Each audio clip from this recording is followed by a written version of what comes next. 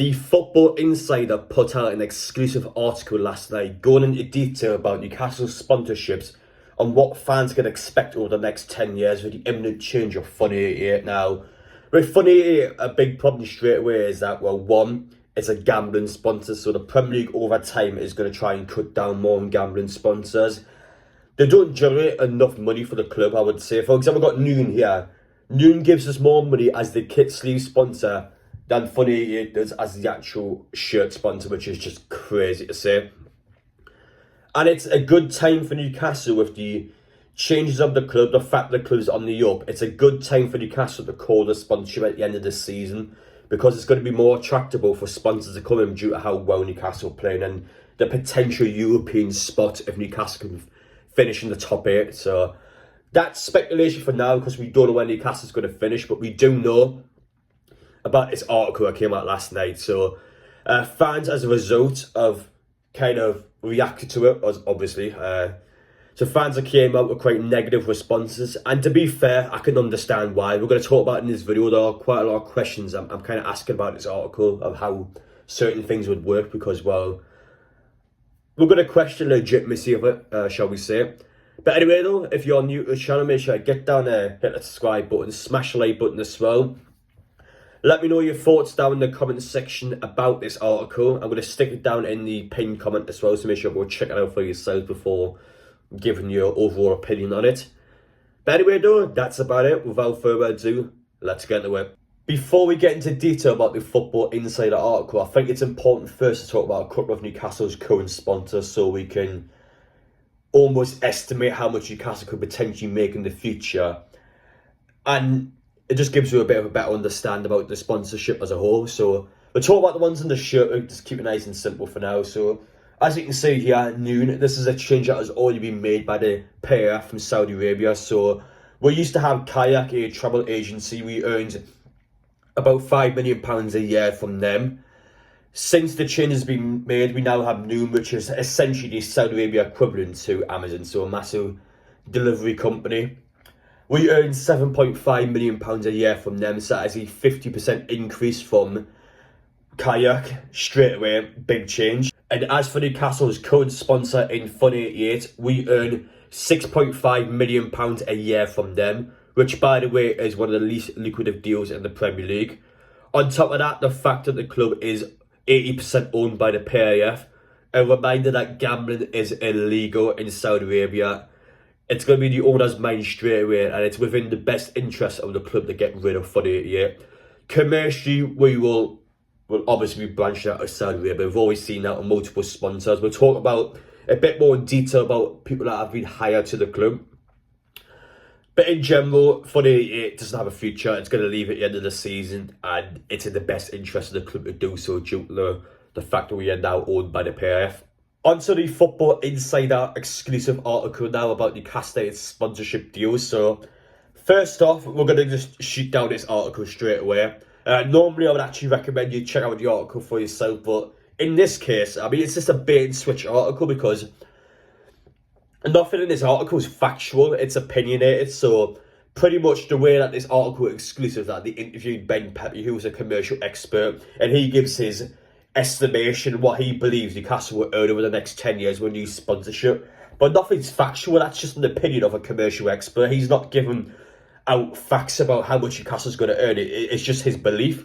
So how this can be an exclusive article by Newcastle's sponsorships? I mean, nothing in this article is factual. That's all I can say, really. It's just opinionated. Now, to be fair, the article does an interview with Ben Pepe, and the commercial expert gives out some quite interesting points about Newcastle, which I do think is, well, obviously worth making a video, which is why I'm here. And I think it's good in general to talk about because I give you my viewpoints on it afterwards and how certain things don't add up.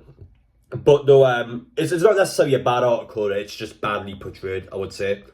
But anyway, though, on to the interview now. So I'm going to obviously quote out some of the things that Ben Pepe said, and we're going to go through each one by one. So first off, yeah, and I quote, "A naming rights deal is likely to include a front-of-shirt partnership. We currently have Fun 88, we already know it's going to change, that's fine.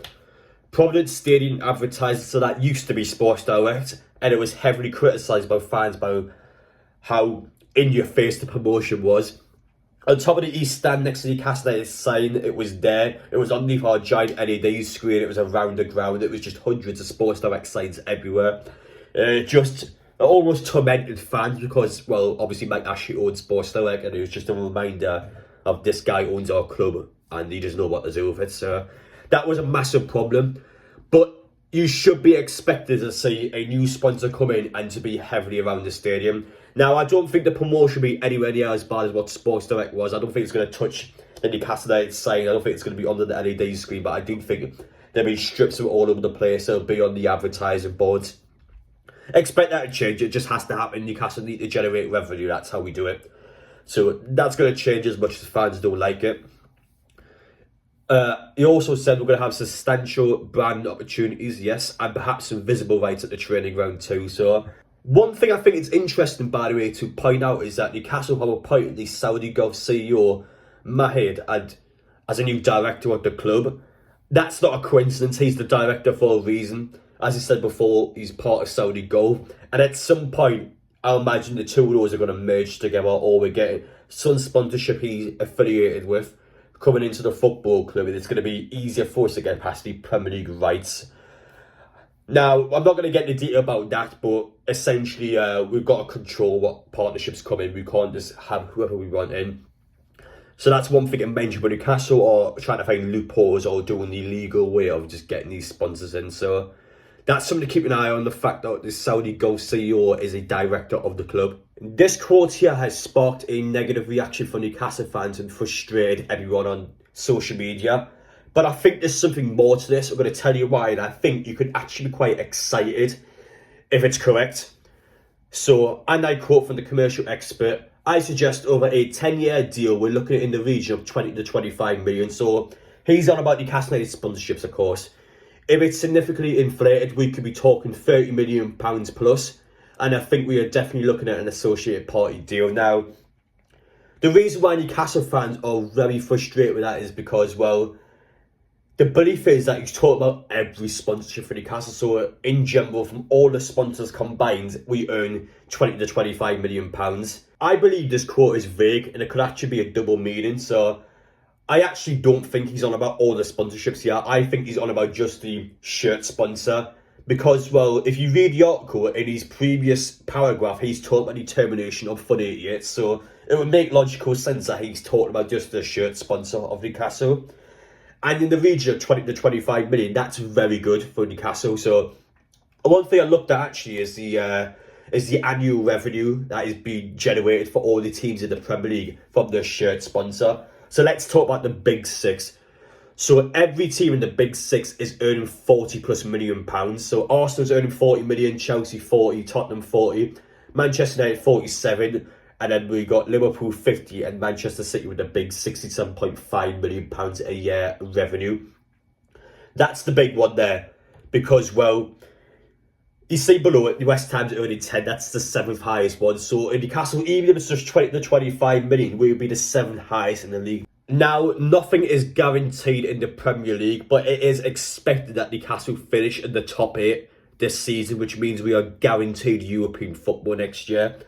Commercially, it makes us more attractable for sponsors to come because, well, that's more games that, well, the sponsor will be broadcasted to, and that in their minds is good, and in our minds is very good as well because we generate more money. But that puts us the 7th highest in the league. We've got European football at that point. It puts us in a very comfortable situation. It allows us to spend more, and in turn makes us a better team, which makes me generate more. It's like a game of chess. So we can't get too carried away, but I actually think that's good news for Newcastle, the article. If it's correct, it's just vague. That's all I can say. Maybe he is on about all sponsorships, and then it's really bad because, well, as I said just there, all the other teams in the Premier League are earning more than £30 million just for the shirt sponsor, never mind all the sponsors combined. So it's quite vague, but I think the commercial expert is on about the 48 replacement. I don't think he's on about every sponsor at the club because 20 to 25 million for all of them I think is ridiculous, especially when we know that Nunes on 7.5 million alone. So yeah, there's quite a lot of things to do in there. It depends on what sponsor Newcastle bring in. Of course, behind the scenes now there'll be so much changing. But once more news comes out about what potential sponsors it'd be easier to evaluate how much money Newcastle could earn. But for now, though, we've got to just take everything with a pinch of salt, and we've got to make sure this season is successful. We've got to finish in the top 8 with how good our start's been. I know fans are pushing for top 4, top 6. For me, that's not an issue. It's just getting any form of European football. So it's very important we keep this going. I know in the transfer window, the ownership will get the correct players in. And of how good Eddie Howe is and how well the team's playing, there's no reason why we shouldn't be finishing at least 7th in the league. I think we are better than every team outside the top 6. I honestly do. So it's up to us to make sure we can get that done. But anyway, guys, let me know your thoughts down below, what you believe from this article. And yeah, I'll see you all in the next one.